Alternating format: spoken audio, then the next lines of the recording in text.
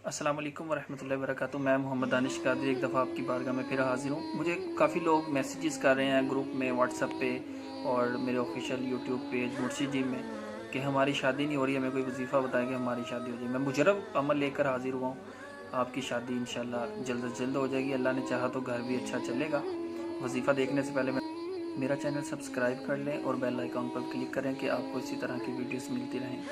तो आपने करना क्या भाई, आपने एक पेज लेना है और उसके ऊपर 143 मरतबा 143 मरतबा या हय्यू या कय्यूम लिखना है, या हय्यू या कय्यूम लिखना है और उसका तवीज़ बनाकर अपने दाएं बाजू पर बांध लेना है या गले में पहन लेना है। तो इंशाल्लाह तबारक व तआला आपकी जल्द से जल्द शादी भी हो जाएगी, इंशाल्लाह घर भी अच्छा चलेगा।